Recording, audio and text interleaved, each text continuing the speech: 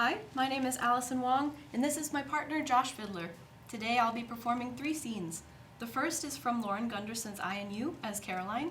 The second will be a scene from Teresa Rybeck's Mauritius, where I will be Jackie and he will be Dennis. And the last one is a monologue from Oscar Wilde's The Importance of Being Earnest, where I will be Cecily. Thank you. So, this is my room, and this is my phone. I've been sick pretty much ever since I was born. That's me. Yup. They tried a ton of stuff, and now we're at the point where I just need a new thing. So, I wait. But I'm a pretty good candidate because I'm young, and I came by this crap honestly. It's genetic. Yay. Anyway, livers are a robust organ, so it's not as sketchy as it can be. But the whole process is kind of crazy. So my life is kind of crazy. So I'm kind of crazy.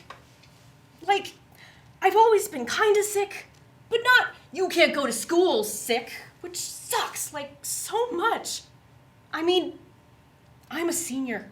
I have crucial things to do, and then out of the blue, my house is like this crappy clinic, and my mom is on constant red alert, and everything is so weird now. Like, even the crap people post on my Facebook is weird. Like, it's suddenly full of kittens and winky faces and, "We miss you, girl." And that is not my style, so. You wanted to know? Now you know.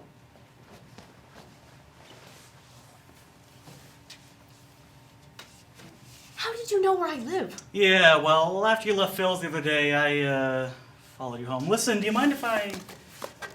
Sorry, there's just a couple stamps in there I thought were kind of interesting. The 1 penny and the 2 penny post office. Yeah. They're from Mauritius. Yeah, that's right. It's in the Indian Ocean, off the coast of Africa, east of Madagascar. It was only the 5th country in the world to issue postage stamps. The post office stamps are considered the crown jewel of philately. Wow, that's pretty good. You know a lot. Because you didn't yesterday. Know much, I mean. Well, you're an interesting girl. Look, you can't stay here. If you want to talk about those stamps... I do want to talk about them. Are you selling them? Leave me your number and I'll call you. Do you know how much they're worth? I said I'll call you. She doesn't know, does she? That you're selling the stamps. She doesn't need to know. Is she the one I should be talking to? They're not her stamps. Does she know that? Look, you talk to her, it's not going to get you anywhere. Maybe I should find that out for myself. Well, you do, and you take yourself out of the running. The running. That's right. Well, that is a very interesting thing to say from a girl who is increasingly interesting. You have other offers? Yes, I have other offers. Really? Yes. I contacted another dealer, and I have a lot of interest. So if you're interested in buying them, you need to speak up now because... Oh, buy them? Yes, buy them. Of course, buy them. It's not of course. Of course, the last thing this is. Look, if you don't want to buy them... I didn't say that either. So make me an offer. Oh, shit, no. Okay. Thank you so much for stopping by. Why don't you make me an offer? You want me to make you an offer? Is that a problem? What? I own them. I don't have to offer you anything. Just tell me what you want for them. Why don't you tell me what you're willing to pay, and I'll tell you if that's enough. Why don't you tell me what you think they're worth, and I'll tell you if I'll pay that. Look, I know you think I don't know anything. Yeah, I do think that. For a second there I thought maybe you know a few things, but I don't think that anymore. I already got an offer on these stamps. I know what they're worth. Then why don't you tell me what that is? You grow less interesting every second. Oh yeah? Because it seems to me, as long as I'm the one holding the stamps and you're not, I'm still pretty fucking interesting.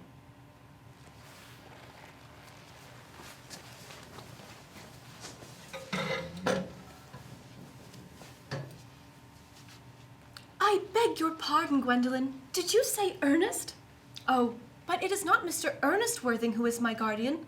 It is his brother, his elder brother.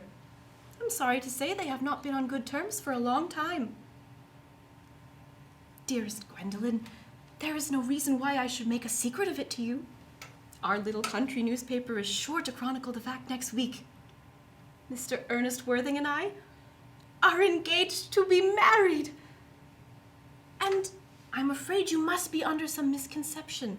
Ernest proposed to me exactly 10 minutes ago.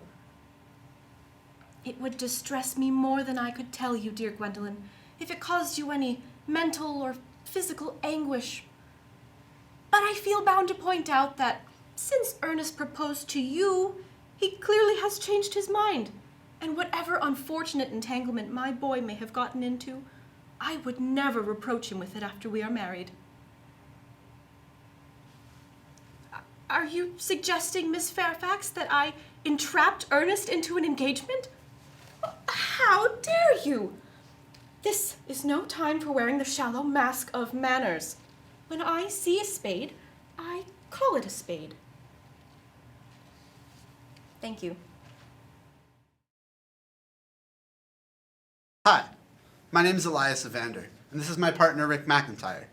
And today we'll be doing 3 scenes for you, starting off with a monologue from a piece by Glenn Alterman, in which I'll play the role of Bart, followed by a scene from Core Values by Brendan Bates, in which I'll play the role of Casey and Rick will play the role of Wade. And we'll finish up with another monologue from Eastern Standard by Richard Greenberg, in which I play the role of Peter. Thank you.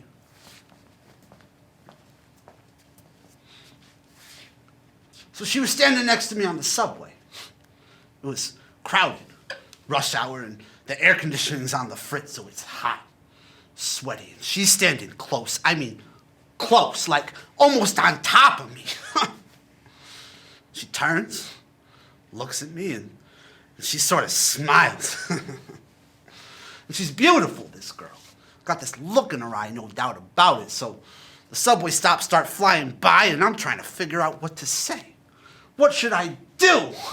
She's pressed tightly up against me. I mean, I can smell her perfume. I can feel her fingertips, finally. I figured, why bother with words? It's obvious what she wants, and I can't believe this is happening. So the stops are flying by, and I am totally enjoying this ride.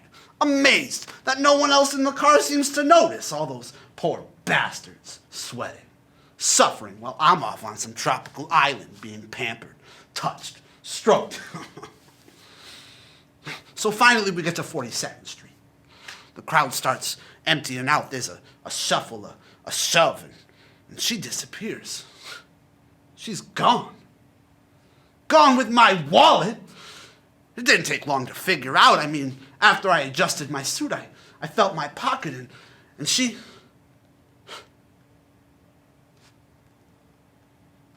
took my watch! Yeah!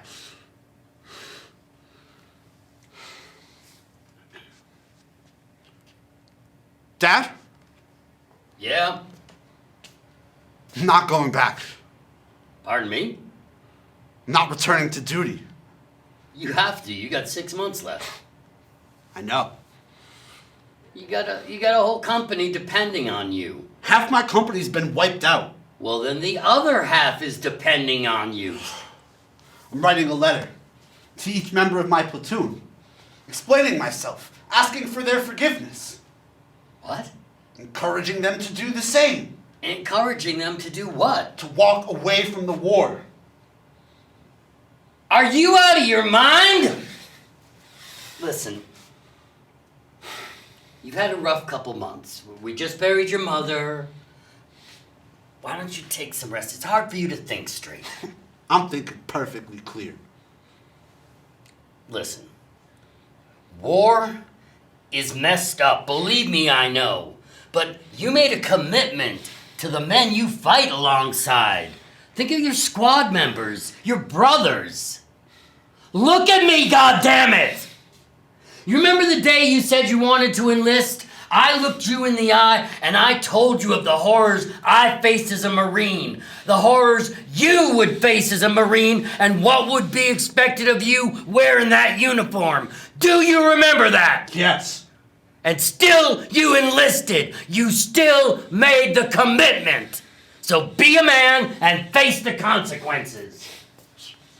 I killed a young boy. A young Iraqi boy in Fallujah. Couldn't have been 15 years old. He was firing at me from an elevated point and he stood up for some stupid reason and I fired. You did what you had to do. I heard a scream as soon as he hit the ground. Couldn't tell where the scream was coming from, but I knew. It was his mother. All right, look. We're gonna get you some help. We'll get you a doctor and... I don't need a doctor. I need to walk away from this war. That's what I need. And I'm prepared to face the consequences. Oh, are you? Yes. You think they're gonna grace you with mercy? They will work you over. This is the military, not Little League. I know that. Do yourself a favor. Finish the 6 months. Protest when you get back. There's no shame in that. Yes, there is. Guys did it all the time in Vietnam. I can't spend another day contributing to this war. Well, then what are you gonna do? I'm going to Washington. DC? Yeah, to speak at a rally. Jesus Christ. Share my story. Inspire others to do the same. Okay. So you speak at this rally. You get folks hooting and hollering. What happens then? Then we rally. Oh, you rally. Huh. And after the rally ends. Those folks go home. What happens after that? I didn't think so. Listen, you're going back, and I'm taking you, and you put your stuff in that truck, and we are leaving in the morning, and if I wake up and you are gone, I will hunt you down. You hear me? So be it.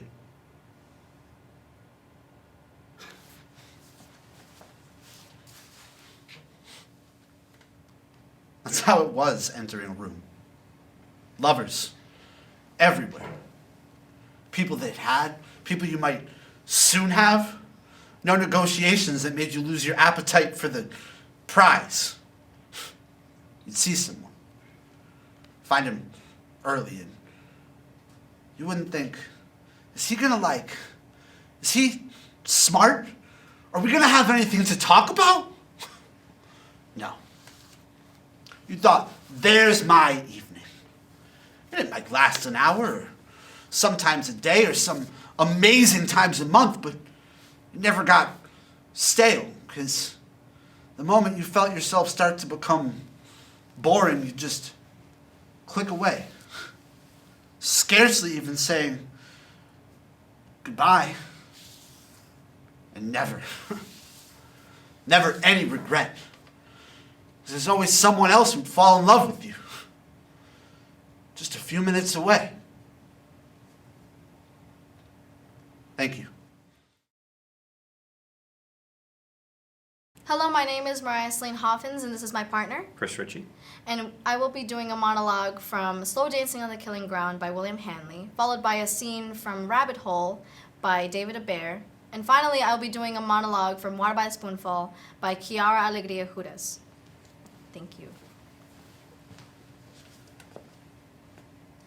If you knew me better, you see it's exactly the kind of thing that's likely to happen to me. Getting knocked up, I mean. See, I'm not that lucky. If I was lucky, Harold and I could have succumbed to our silly little passion, and that would have been that. The end of it.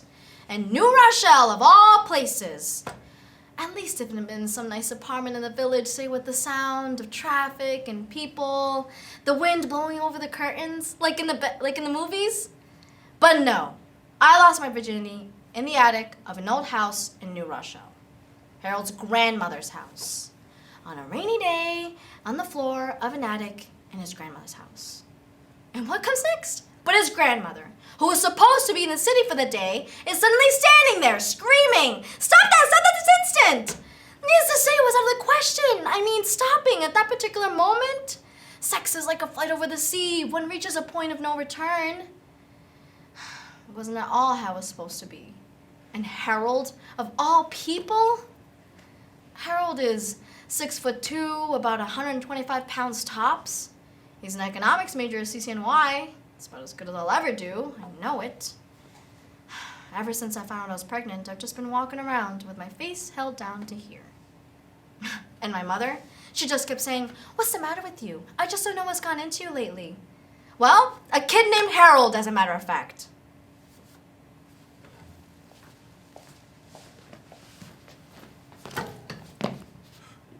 What is this? Becca! Becca! What? What did you do here? What's the matter? What is this? What's what? The television! What is this? It's the Discovery Channel, the Janair program. You said you wanted to watch it. I recorded for you. Why? Christ's sakes. What's the matter? It's Danny's tape. You recorded over Danny's tape. No, it's not. Pride and Prejudice was on that tape. We were watching it last night. I switched them. What? I watched Danny's tape later, after you went to bed. Why didn't you take it out of the machine? Why didn't you check to see what was in there? I assumed it was a TV tape. Jesus, Becca! Was it one of the baby videos? No, the long one, the most recent. The park was on there.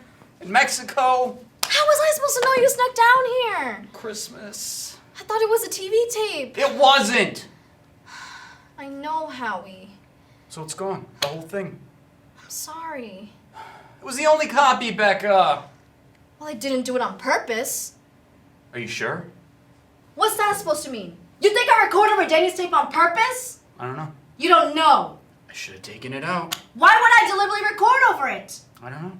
Why would I? I don't know! You took the paintings off the fridge. Danny's paintings. To keep them safe, I put them in plastic. Shoved them in a box. For safekeeping. Okay. I didn't throw the paintings out. I know you did. You think I didn't want that tape? I don't... Of course you did. Obviously you didn't do it on purpose, but What? maybe subconsciously? Subconsciously. Is that what they're telling you in your group? How I'm doing things subconsciously? You're trying to get rid of him.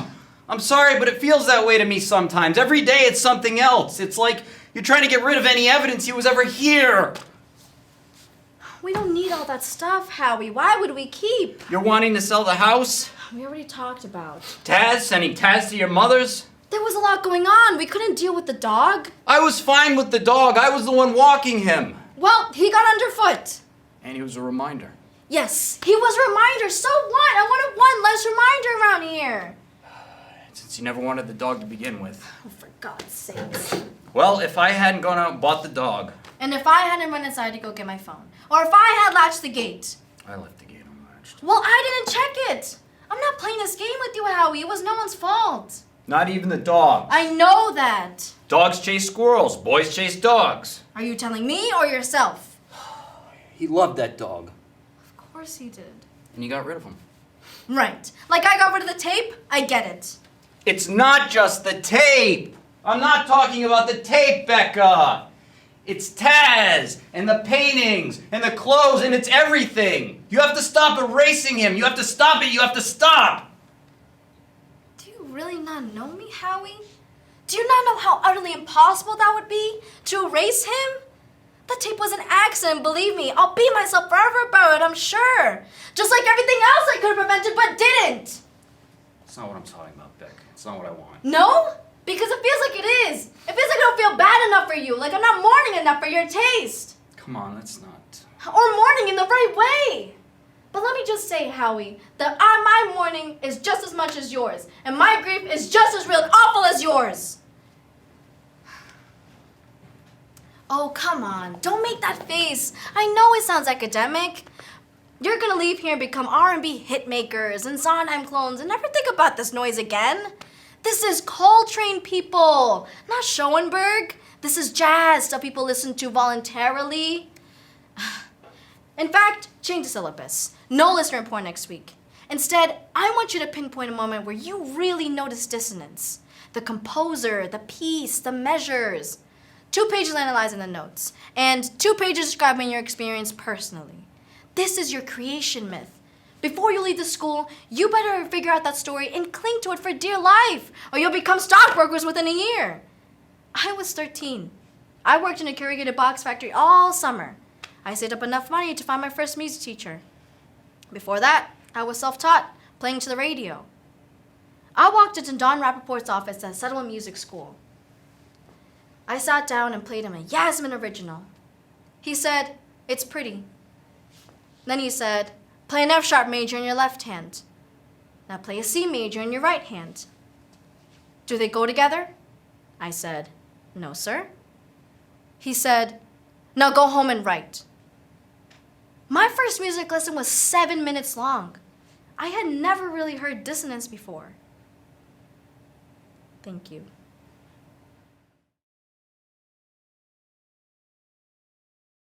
Hello, my name is Ed Nelson Tavares, and I'll be performing 3 pieces for you. The first piece is a monologue from Fences by August Wilson, where I'll be playing Corey.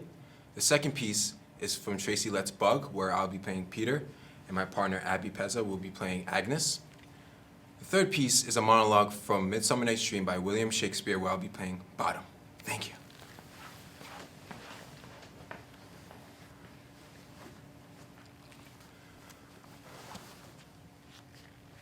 I live here too, and I'm not scared of you. I was walking by you to get into the house because you're sitting on the steps, drunk, singing to yourself.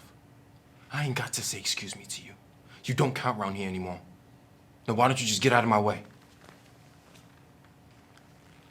You talking about what you did for me? What did you ever give me? You ain't never gave me nothing. You ain't never done nothing but hold me back. Afraid I was gonna be better than you. All you ever try to do is make me scared of you. I used to tremble every time you called my name. Every time I heard your footsteps, wondering all the time, what's Pop gonna say if I do this? What's Pop gonna say if I do that? What's Pop gonna say if I turn on the radio? And Mama too? She tries, but she's scared of you. I don't know how she stand you after what you did to her. What are you gonna do? Give me a whooping? You can't whoop me no more, you're too old. You're just an old man. You crazy, you know that? You just a crazy old man talking about I got the devil in me. Come on, put me out. I ain't scared of you. Come on, put me out. Come on, come on. What's the matter? You so bad? Put me out. Come on, come on, come on.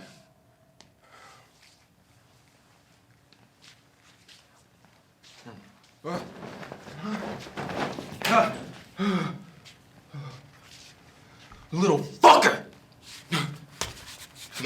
Well, that'll show him. Hold on, get off! How come? There might be more. There aren't any more. We would have seen them. Well, you almost didn't see that one. Well, it was small. That's my point, Agnes. They're small. We might not have seen them. Jesus Christ. If I Look had at my known wrist. Do you want to wake up in the morning and find this? I am awake. And it is the morning. Do they travel in packs or something? Pax? Well, yeah, if you've got reason to suspect there's one, then there's more with them. Makes sense.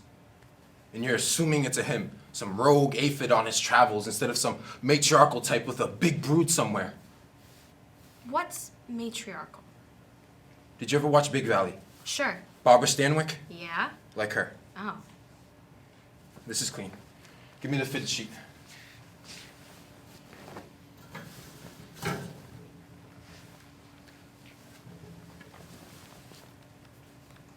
You want a drink? Do you? Might as well. You drink a lot. Fuck off. I didn't mean it in a pejorative sense. I drink a lot too. Well, then maybe you should have said we drink a lot in a pejorative sense. Okay, we drink a lot. You want one? Sure. Where'd you learn to speak like that anyways? From books? In school? No, from books. In I- college? School, I didn't go to school. My father didn't believe in school. Well, he must have done a good job throwing around words like matriarchal. Actually, I learned that from Big Valley. Here, this is clean. Give me the top sheet.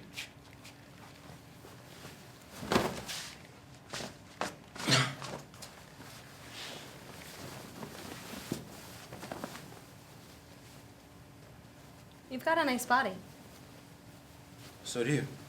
Looks a lot better without clothes on. I agree. You know how some folks, they look real nice with clothes on and everything, but just get them naked and they're this big disappointment. Yeah. Why'd you say you weren't much of a ladies' man? Because it's true. You could have fooled me. Well, you're different. Different how? You don't speak codes. How long has it been since you've been with a woman? I don't know, a few years. Well, you must have had a bad one. I just decided it wasn't worth it anymore. Sweet moon, I thank thee for thy sunny beams. I thank thee, moon, for shining now so bright. For by thy gracious, golden, glittering gleams, I trust to take up truest Thisbe sight. But mark, poor night, what dreadful dole is here? Eyes, do you see? How can it be? Thy mantle good. What? Stained with blood? Oh, wherefore, nature, didst thou lion's frame, since lion vile hath here deflowered my dear? Witches! No, which was the fairest dame that lived, that loved, that liked, that looked with cheer. Come tears, confound, outsoared, and wound the pap of Paramus. I, the left pap, where heart doth hop, thus die I, thus. Now am I dead. Now am I fled. My soul is in the sky. Tongue, will thy light. Moon, take thy flight. Now, die.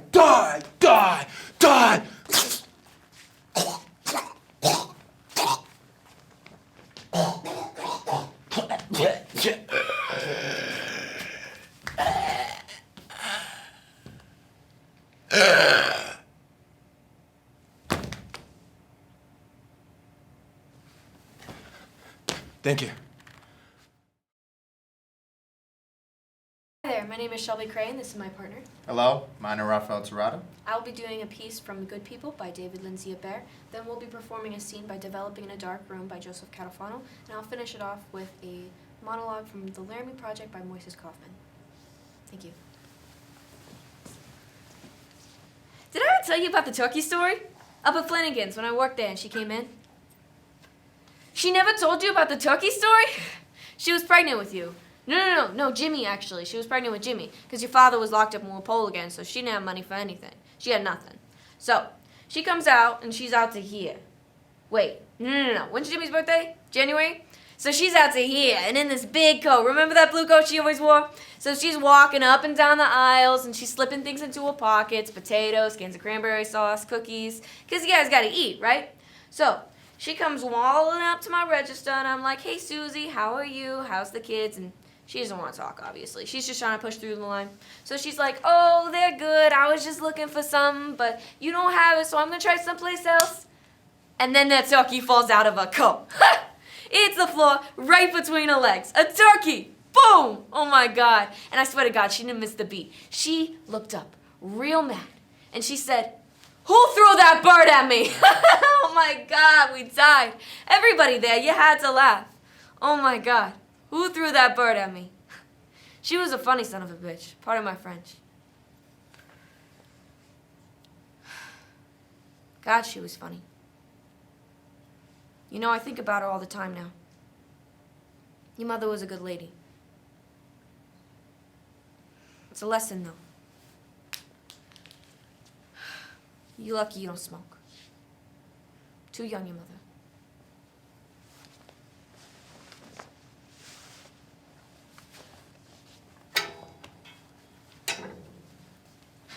How'd you find me? You're dating a pretty high-profile political candidate. Everyone knows about the great David Glass around here. Why are you here? I have some news you might want to hear in person. I thought we were talking through our lawyers from now on. You might want to hear me out. I'm not talking without my lawyer. Did he advise you not to talk to me ever since my last visit? You have 3 minutes. A reporter called me this morning. Want me to talk about you? What did you say? He left a message asking me to call him back, but we both know why he's calling. So you're here to blackmail me? Doesn't have to be this difficult. After 13 years of marriage and having a child together, it's come to this? I came home that night and you two were gone. Vanished. And what about a husband who stops coming home to you at night? When did I stop being enough for you? We were growing apart for years. We were different then. And when did this happen? You want me to pull out a calendar? We can never see eye to eye on anything. Including on how to deal with our son. You know what? We just need to move forward and not worry about things that we can't fix. We never tried to fix anything. We just stopped speaking as soon as Jesse stopped talking. Well, people change without any reason or logic to it. They want different things out of life.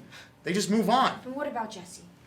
Why do you suddenly want custody? He's my son, and I can provide a stable life for him. And I can't? You just gave up on us, walked out, and stopped coming home. I always provided for you You both. gave up on our son! How dare you?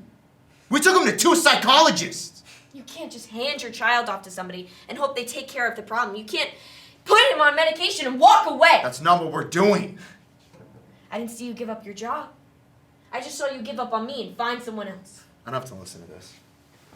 You know, I have the right as a father. You should have exercised that right when Jesse was waiting for you by the door and you never came home. Oh, come on! I want to know why his father wants to walk back into his life after being gone so long. What happened? Do you suddenly feel guilty for all the times you weren't there for him? Has it just now occurred to you that maybe Jesse stopped talking when you stopped caring? He understands the pressure I was under. He's 12 years old, Mark. How do you expect him to understand when he doesn't talk to you, or me, or anyone? Is he getting professional help? I'm trying something new. You mean that camera hanging around his neck? He takes it everywhere with him. God, that's a crazy artist talking, not a professional doctor. He never tried to understand. And you think that's healthy? You think that's the answer? If he Some starts cheap-ass old camera? If he starts developing pictures again, he might start communicating again.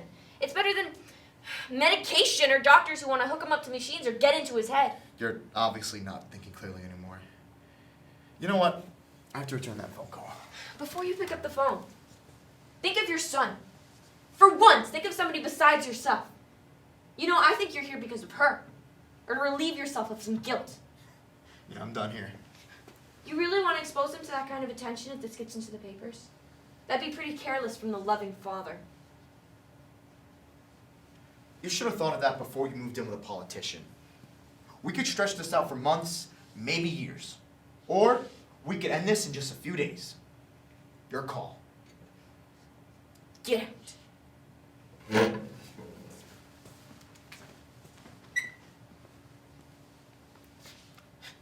After seeing Fred Phelps protesting in Matthew's funeral and finding out that he was coming to Laramie for the trial of Russell Henderson, I decided that somebody needs to stand toe-to-toe with this guy to show the differences.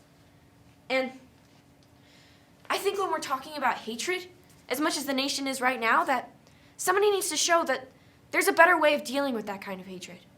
So our idea is to dress up like angels. And we designed this angel outfit, and our wings are huge. They're like big-ass wings. And what we're going to do is we're going to encircle Phelps. And because of our wings, we're going to completely block him. So this big-ass band of angels walks in, and we don't say a fucking word. We just turn our backs, and we stand there. We're a group of people bringing forth a message of love, peace, and compassion. And we're calling it Angel Action. Yeah, this 21-year-old little lesbian is ready to walk the line with him. Thank you.